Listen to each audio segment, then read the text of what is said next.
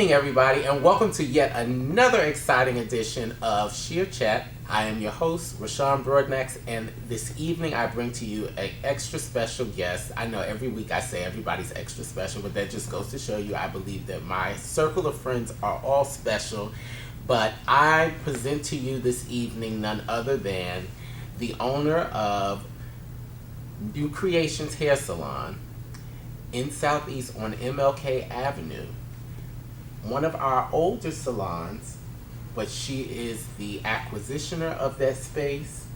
And so I present to you Juwan Clark. Juwan, meet the people. Hi. And people meet Juwan. So, are you excited to be here? Yes, I am very excited. You're like, she's very stoic. She's like, okay. A little nervous, but excited. Don't be nervous. Don't be nervous. This is a great time. So, let's see. So tell us a little bit about yourself. Born and raised here. I'm a Washingtonian. Okay. Just had a birthday. Turned 53 on Friday. Congratulations. My life. I love hair. Doing hair. Sleep, eat, breathe hair. What else can I say? Christian. I am a Christian, but I'm not perfect. Okay. I believe in the Lord. This Father, since I've been here on earth, I found Him to be my Father. So, other than that, I have 3 children. Well, I had 3. One is deceased. I have 2 now, daughter and a son, and also happily married. Got married in September of last year, and life is just what you make it. Okay. Excuse me. And ladies and gentlemen, I had the pleasure of attending Juwan's wedding. And baby, if you've never seen red at a wedding, let me tell you, you missed it, because I wasn't sure what to expect. You know, that's like a color that everybody says don't wear to a wedding. Right. But to incorporate it in your wedding was done absolutely tastefully and beautifully. Thank you. And red is one of my favorite colors, so I was very excited by that. So let's see. So you've been doing hair for about how long? Since 91. Wow. Okay. 1991. I've been doing hair since 91. I started out at Sandra and the Stars, used to be on 14th and T.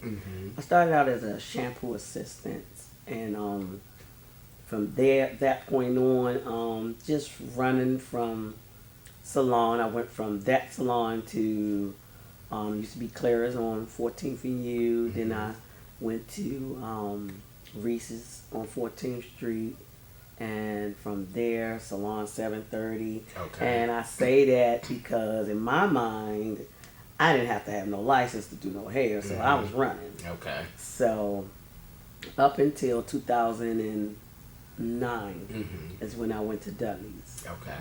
And that's where you received your cosmetology. Yes, certificate. exactly. Okay. Exactly. I received my cosmetology, graduated, and the whole time I was in school, my teacher was telling me, you need to be an instructor. I didn't want to be no instructor. I don't want to do it. I just want to do hair. But she came across that because I was so interactive with the students and showing them skills on what I've already had. Right. I had the skills but didn't have the knowledge, right, the correct terminology, the theoretical knowledge, right, of doing hair. And so I was out for a year and then went back in 2011 for my instructors. Started over at Dudley's, but then I wound up transferred over to Bennett. Correct. Right. And that's where I met her. Like I said, I'd say it just about every week. You all know that that's where I work. So I come across so many great people there. You know, that's one of the highlights of my job, I think, is to come across so many people in this industry. Many who have been doing hair for many, many years, you know, and those who are super talented that are just breaking into the industry. So, you know, we get an opportunity to see a little bit of everything. Yes. You know, working in that building. I agree. Yeah. Yeah. Okay, so now, so you have your instructor's license now. Yes, I have my instructors now. Great. So now, are you teaching anywhere? Right now, no, but I'm looking forward to it. I do show some of the staff members if I see them doing the services when I'm like they struggling hard with it. Hey, it's a better way to go around it. So I mean, my skills are still being brought out, you know, in the salon as we speak, you know, throughout the day or the week or whatever. I've also learned something from them too as well. So you know, it's not like I know everything. Right. I'll take a little bit of what I see somebody else do. Hey, they doing it the easier way, so let me try it, you know, on my client. And I enjoy doing that because it was given to me, you know, and I believe that a gift, my hands are a gift because it's like you can show me something, and like I tell people, they bring me a picture. Oh, I want it just like this, and I was like, wait a minute. First of all, your hair texture is not that hair texture, so I can get you close to it as possible as I can, and then it's just like doing hair is like a piece of art, it's artwork. Especially, I love when I get those ones that's like, oh, I just want to wrap and curl, I want it cut in this style. Okay, I cut it into that style. Well, how do you know? I will ask, how would you like for me to curl it? Right. Oh, do you? Oh, when they do that, then my mind just goes like. After that first curl, I might start up in the top in the middle. And that first curl go in, then my mind just go. Right. And I can't tell you what I'm doing, but I know that in the end. But that's the creative part. That's really the artistry, you know.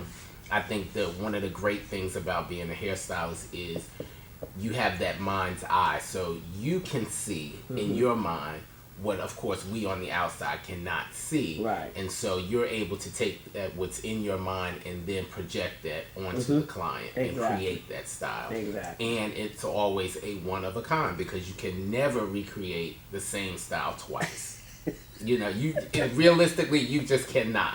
You're right. You can never recreate the same style. So when people, like you said, they come in with pictures and they say, I want this. You know, I use the same answer that you said. I'm going to get you as close to that as possible, but realizing that there are differences. Right. There's differences of hair texture, density, and all of that will change the look of the style. Right. So another thing that I wanted to piggyback on that you mentioned was working in the salon with other people where you're able to share the ideas and share the knowledge back and forth, you know. To where you have some people in your salon that have been doing hair for some time. Right. And it's great because you have those as well as some newer people who are able to share ideas and things back and forth so that, you know, just to kind of help one another grow. Like when they say, oh, you can't teach an old dog new tricks, I don't believe that. No. You know, because anybody that's willing can. Yeah. So you're always able to learn something. So tell me one thing that you have, one of the most important things that you think you've learned from somebody in the salon. One of the most important things there are two that I have learned. One of them is weaves. Okay. I do them, but I have a young lady that does nothing but weaves, and she does the 360, the frontals, and I was like, when I seen, you know, when it start, you know, this new trend that's coming out with the lace front wigs and all of that. So I mean, you know, I'm not interested. Right. You know, that's what I'm saying in my mind. But I really want to know how to do it. So I just, you know, asked Tanae, and she basically showed me, and then I had a couple of clients of my own that came, and I went to her and I asked, you know, one thing about that is I find that when you try to help people and they're doing it, some people don't want you to help them. True. But if you see a disaster about to happen, I think you would want to, you know, help me. I'm not afraid to ask for help. Right. I'm not going to be afraid to ask you, hey, what is that? What are you doing? You know, that's one. And the other piece is I already knew how to fade the back of a woman's hair. Okay. I started cutting men's hair, because I didn't have a barber. Little boys women were bringing their little sons, and I can give you one, and I know how to shape up, you know. So one of the first barber, Mr.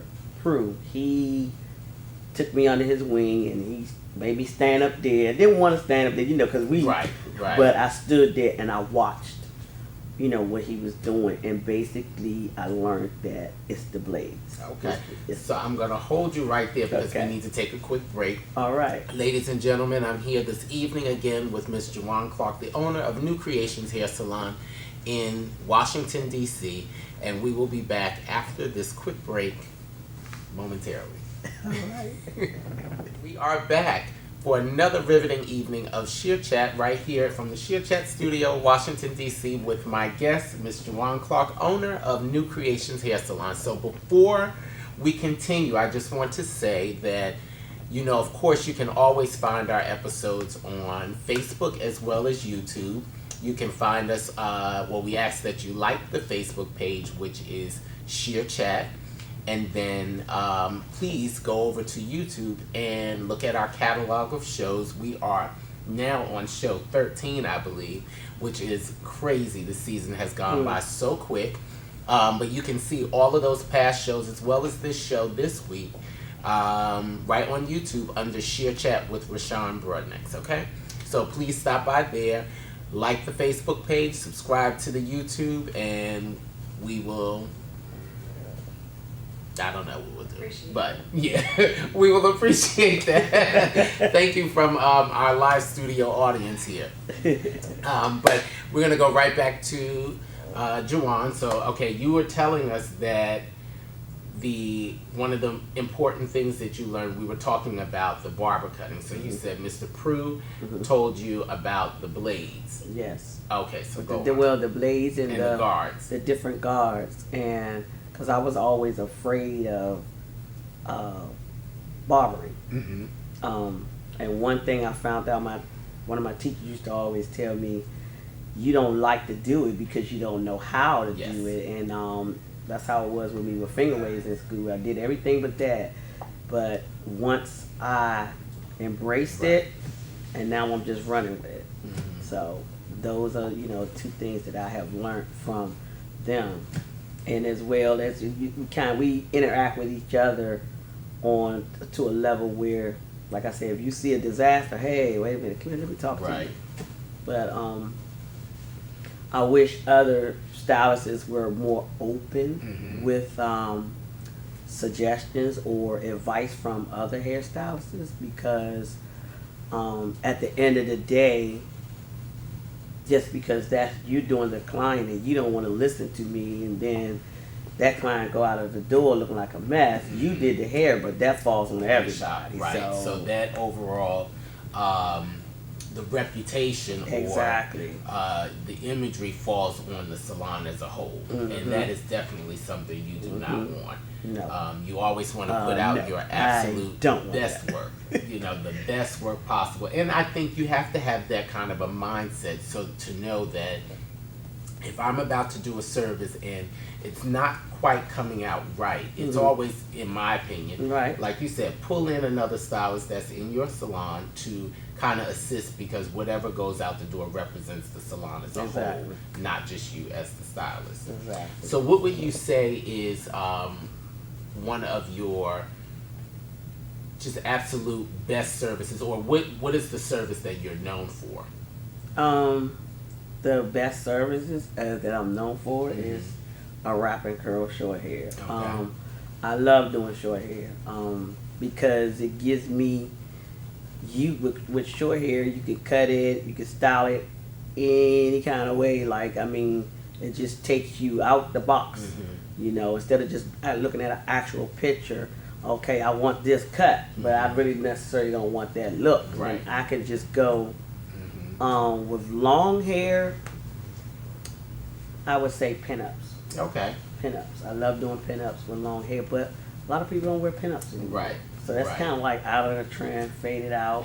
But you know what? I always say trends are just that. They are trends, but things like pinups, they are classic. You know, people always go back to a pinup. Like I love to do pinups. I think that's probably like my favorite service to provide because I like formals. So I love to do bridal hair. I love to do hair for special events because that usually encompasses doing some type of pinup or an updo. Right.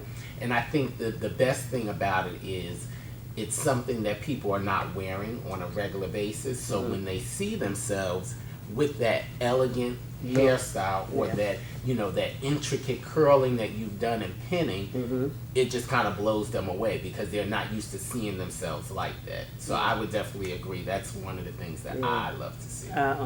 That's one of the, when I started out at Sandra's as a shampoo assistant, even though I already knew how to use the Marcells and everything, that was one of the first ones I did, hairstyle I did. Actually, it was a little altercation when she had to get rid of a stylist, and I was working with her that day, and she looked at me and said, "You gonna do the pinup?" And I was like, "Me?" You know, it's like, you throwing me out there under the bus like that? So she was like, "I'm gonna walk you through it." And I'm like, okay. So she's working behind me, and I'm in front of her, and she's telling me what to do every step of the way. Back then, the Sculpture and Spray was out by Paul Mitchell, Freeze and Shine. Woo! So yeah, I walked through. She walked me through it, and when I got finished, the lady loved her hair. So that was one. And you know what? I'm glad that you bring up that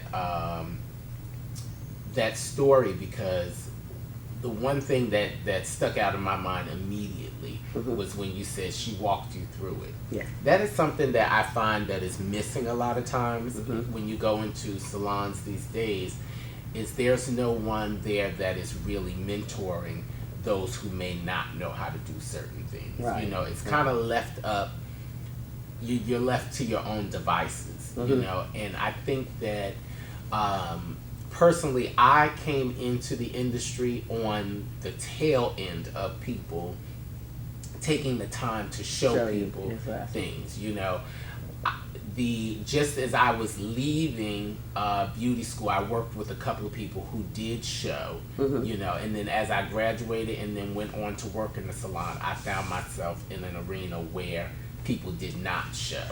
And so it was very different. But it told me also that was something that if I ever own a salon, that's something that is very necessary and that you would need to implement, especially if you want your salon to grow. Like you said, if you see something that is about to take place that can end up in a disaster, are you just going to say, "Oh well, but that's not my client," and turn your head? You cannot do that. Absolutely, you cannot you have do that. to be able to jump in. You cannot do that. And what I'm finding out with that, because it has happened. What I'm finding out with that, that people don't want to say nothing to the next stylist because they get a little iffy, especially, you know. I don't know if it's the way about approaching them, that they, you know, can't. I think it should be a way to approach the situation, and the person that you're approaching has to be approachable, ready to receive what you're going to say. And some people just ain't. They're not going to do it. Hold on one second. We have a question from Joy Butler. Joy Butler is asking, if you could send a message today to yourself when you first started, what would it say? Whew. Wait a minute. Good question, Joy. If you could send a question today to yourself back then, what would it say? Or, I'm sorry, not a question. If you could send a message, what would it say? Pertaining here. Okay. If I could go back to my beginning where I really realized what my niche was, I mean, that's kind of hard for me to answer because I don't want to go into where I started from, how I got to this, because I used to be on drugs. Put it that way. Back then I was in and out on drugs. And I think that question would be, if I wasn't on drugs back then, where would I be? I think I would be further along than where I am now. And I mean, you about to bring tears to my eyes. Oh, When I think about that. It's one of those things that I think I'll just say this. It's great to be able to look back and see from where you came, Right. to this point. Because I think after knowing you, you've amassed so much, even just in the short time that I've known you. From I did not know you prior to, Dudley's, and when you came to the school, that's when I met you for your instructors. Right. And watching you work then, you can always look at people and see how they move and how they interact, and you can say, they're actually going to do some great things. Right. And so I look at it from that point, from just the short time that I've known you up to now, everything that you've amassed and that you have done has all been amazing. Right. I think it has been absolutely amazing. I appreciate you that. have, taken over that salon. You have how many operators? I have, it's 9. 9. And see, that is no short feat. Oh. Dealing with 9 different creative personalities Yeah. is no short feat. Yeah. So I would say now, Joy, I'm going to answer that question. Please, And what I would also say is, if I could send a message to myself, it is don't be discouraged. That is a lesson that I think I learned, because I did have a rough time when I started in the salon. And so it took me to now. That's why I think now I believe it's so important that we go and we help those, because that's what I figured out that I needed, that somebody to kind of walk me through. And I did have someone, which made me, I credit her for making me the stylist that I am today. Right. Because she really did show me things, and she said, keep doing it, and you'll get it. And that was the one thing that I had to learn. It wasn't that everybody has that natural gift just to do hair, because I don't. So everything that I know how to do, I learned. And so to have somebody kind of walk me along and dissuade the discouragement, I think, allowed me to blossom into the stylist that I am today. Yeah. So on that note, we are going to take another quick break, and we're going to come back with my favorite segment of the evening, which is none other than the tea. And we'll be back in a few moments. This is Shear Chat with Rashawn and my special guest, Juwan Clark of New Creations Hair Salon. Ladies and gentlemen, we are back for our final segment of the evening. I'm here with my guest, Juwan of 2100, baby. Excuse me, of New Creations Hair Salon here in Washington, D.C. Before we go into that, again, I want to invite you to like our Facebook page, as well as visit us on YouTube. Under Shear Chat with Rashawn Broadnax. Our Facebook page is Shear Chat, so please like that, subscribe the other, comment, all that kind of stuff. We look forward to it. I look forward to answering questions, comments, concerns, all that kind of stuff. But anyway, now on to our final segment of the evening, which is none other than the tea. I love it. I just like to say that, the tea.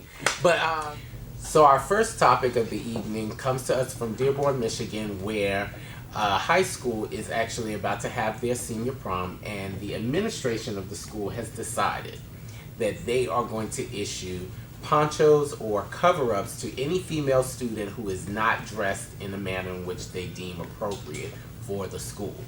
So I'll just say, when I first read that, I had a lot of thoughts. But tell me, Jerome, what do you think about that? I think, first of all, from a prom is formal wear, not exposure to your cleavage, your body. I think that as far as him putting it out there like that, yes, because you as a female, first of all, you're going into your adulthood of your life. Why you want to expose yourself like that, and I don't know, I would say, first thing going through my mind, what is going through the parents' mind. Mm-hmm. They looking at it as fashionable, a fashionable thing, I guess, these kids. Yeah. But to me, no, if I'm going to my prom and I have my date, you save your whatever Right. for whoever, For that, right? But I'm just saying, you're supposed to be formal. I Right. mean, look, you can look very nice and elegant and not look like I don't know what. Mm-hmm. Well, you know what? I would say that seems to be some issue that we face in a lot of different facets today, where people are unsure as to what is necessarily appropriate for certain occasions. So looking at, I know someone else, we were actually having this conversation, and she said, you need to have a topic or talk about what's appropriate to wear to church. Oh yeah. And I said, that's a yes. whole different story. But, in reference to the prom, I am in agreement, Now, as I read further into the story, because there was such a great backlash from the student population about these ponchos, the administration came out and said, we actually were not going to make the kids wear them. We wanted to let them know that there was a consequence if they decided to go against the dress code of the school. Okay. So what they said they would end up doing is dismissing the student from the event. Now I know after I paid my prom money, baby, I would have had to turn that place you out. go to war here. You about to go to war. Come. You know what I'm saying? Yeah. So I think that would definitely prompt me to dress appropriately. Exactly. And I had to think back when I started reading the story. When did all of this start? Because when I went to my prom, which was in '97, don't y'all dare try to count my age.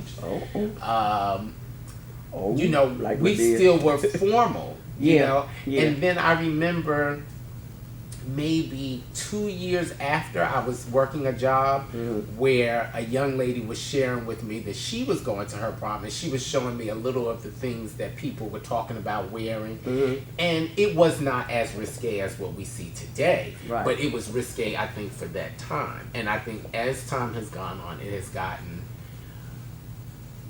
I'll just say, more and more risque. So there was a picture, I don't know if you saw this picture online, of the young lady with this gown. Now this gown, I'm going to insert the picture so that you guys can see it.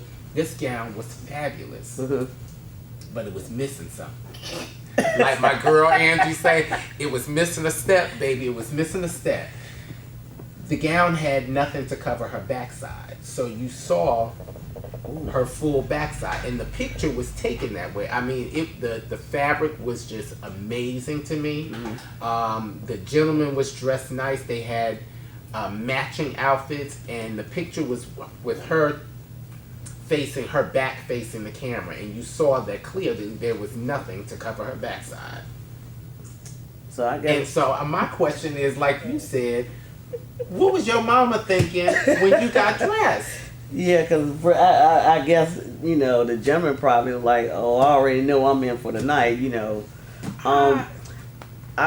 I think about that too as well, because I hear a lot of kids, they are mimicking the, should I say something like the fashion, like Beyonce. Right. They're going after that, and kind of like I even ask myself, when did this start? And they started doing this maybe about 5-6 years ago, where they started exposure. Because one of my nieces went to the prom, and when I seen her pictures, and I was like, "Your mama let you wear that?" Right. That's what came to my mind. But who was I to say anything? But at this same token, I don't agree with it at all. Like I just think females as a woman, this is your one of the moments, very special moments of your life. You're coming out of high school. I wouldn't want to be remembered by that. I would want to be remembered by a flawless, nice, elegant gown with my guy on my shoulder, and hair all done up. I don't want to be. Now wait a minute, did y'all hear that? She said her guy was on her shoulder. Now usually it's the woman on the man's arm, but honey, he on her shoulder. Well, you know today women are in control. That's so true. as Beyonce say, who runs the world? But okay, yeah. so with that, let's move on to the topic of this Uber driver. So as I did some research, I'm reading this story, and they said that there have been 103 convictions of Uber drivers who have sexually assaulted passengers. And so now, don't get me wrong, that is not a full out sexual assault. It could be inappropriate touching, well, I'll just say it starts there from any type of unwanted touch, up through it may have gotten more serious. But the issue was that there were 103, and so I said, I feel like Uber is relatively safe because you see the picture of your driver, the driver sees you, so I don't understand how that really. How does that go down? I really can't wrap my mind around how that actually happens. And then, what do you think is going to happen afterwards? Right. With that situation, because I'm a Lyft driver myself, and when I tell people, "Oh, you drive for Lyft? You think it's okay?" With me, I only drive during the day. It's like you said, how could a person that works for either Lyft or Uber put themselves in that situation when they have your information, period? Right. I'm first thing I'm like, is they high? Right. Or was they smoking?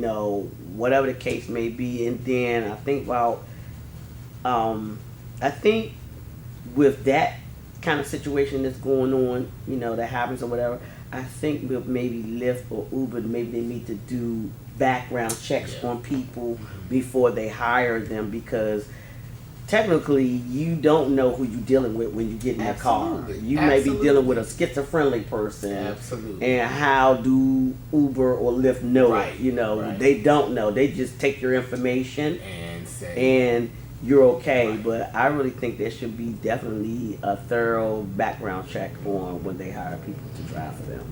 See, I would agree. I think there needs to be some more precautions put in place so that a passenger would feel more safe. I think generally, and maybe because I'm a guy, when I get in my Uber, I feel safe in general, outside of knowing that I'm relinquishing control because someone else is driving. Right. But I relatively feel safe when I'm in there. But then I also think about a lot of the females that I see late at night, jumping in. And I've had people, let me tell you this. So I thought about driving, but I didn't. And I've had people just, I was sitting in front of a friend's house, had people swing my doors open and start getting in, thinking that I was. And so I said to myself that the one time that this happened was two young ladies. I was talking to a friend of mine. I got out of my car to go in front of the car and talk, and the two ladies had opened one of the doors and they were getting in, and I said, "Excuse me," and they said, "Oh, this is not Uber." I said, "No, ma'am, it's not." They said, "Oh," but see, then I thought about it. I said, so now what if I was that person to have gotten in the car and then driven off? They have no information on me. Right. They think that they've gotten into a car with an actual Uber driver. And, unfortunately, God only knows what could have happened. So I think about that. I think that as passengers, we have to be more vigilant, especially when we're getting into a vehicle with somebody we don't know. Right. You definitely have to be a little more vigilant. Exactly. Well, thank you so much, Juwan. We have run out of time. Tonight has gone by so quick. I find that it always goes by quick when you're having a good time. Yes. So, thank you again for joining us. Tell the people how they can get in contact with you if they would like to visit you in the salon or if they want to come see you. Okay, I'm located at 2100 MLK Junior Avenue. Everybody knows that MLK. Everybody know about the Big Chair, right across the street from the Big Chair, right next door to Bank of America, and Cheers is on the other side. I do have, but I only give them out to people that I talk to. Sometimes I give them out, sometimes I don't.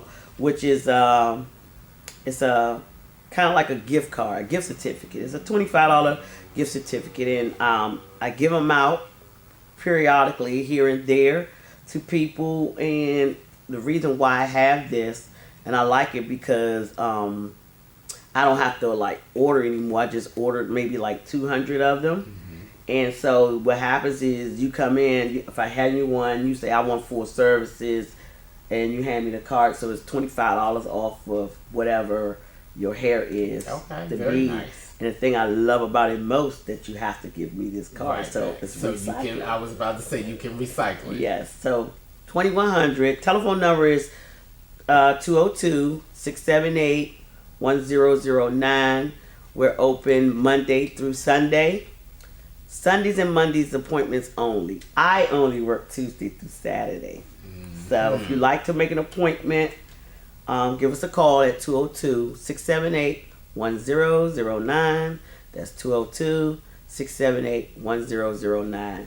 And if Chad Bennett is watching, no, you cannot have your salon back because it's making a lot of money. As he would say to me all the time, I stole his salon.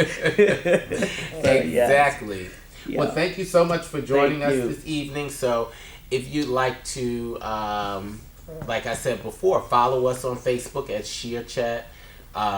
Visit us on YouTube under Shear Chat with Rashawn Broadnax. And then if you would like to come see me for a hairstyle, you can do that also. And you can find me on Instagram under the Red CHRCEO. You can also visit my website, which is probably a little bit easier. It is theredchr.com. So the word the red and then CHR.com. It has been a pleasure having you with me this evening. Thank you again for joining us. Ladies and gentlemen, anytime. Please visit Juwan at 2100 MLK for a fabulous hairstyle. Check out her other operators. Like she said, she has a phenomenal weave artist there. She has a great barber as well. So there's plenty of stylists for plenty of people to get plenty of services. And I have one chair open. Oh, she has one chair open. So if you are a stylist or barber, either one, stylist or barber, and you are looking for a new home, please give her a call at 202-678-1009, and she'll be more than happy to invite you to the salon to see it. It is a fabulous salon, so please take her up on that. And on that note, we are going to say good night. Good night. It has been nothing but another evening of Sheer Chat right here with Rashawn. Thank you, and come again.